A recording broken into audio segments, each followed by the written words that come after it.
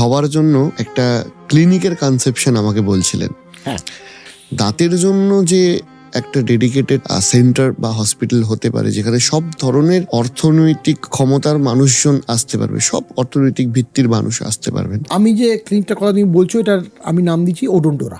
ওডোন্টোরার concept হচ্ছে আমি একদম এন্ট্রি লেভেল থেকে ঢোকাবো। এন্ট্রি লেভেল বলতে 50 টাকা থেকে দেখাতে শুরু করতে পারে, মাত্র 50 টাকায়।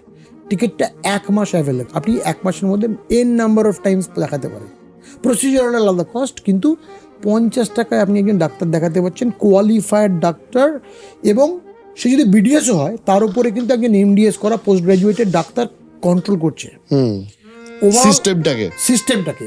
শুধু সে নয়, তার উপরে আমি আছি অ্যাজ এ ক্লিনিক্যাল ডিরেক্টর। আমি দিনে 3 বার করে রাউন্ড দেবো। এই 3টে সেগমেন্ট আমি করেছি, ঠিক আছে? 3টে সেগমেন্ট আমি মাল্টিভার্স, একদম টপ লেভেলের সেগমেন্ট, মাঝখানের সেগমেন্টটা গ্যালাক্সি এবং তার নিচের লেভেলটা মিটিওর। এইবার ট্রিটমেন্টগুলো কিন্তু ভার্টিকালসগুলোতে প্রায় এক, এক্সেপ্ট কিছু হাই এন্ড ট্রিটমেন্ট যেগুলো একদম হাই এন্ড ইকুইপমেন্টের দরকার, সেক্ষেত্রে হয়তো মাল্টিভার্সে বা গ্যালাক্সিতে হবে, সেটা মিটিওরে হবে না।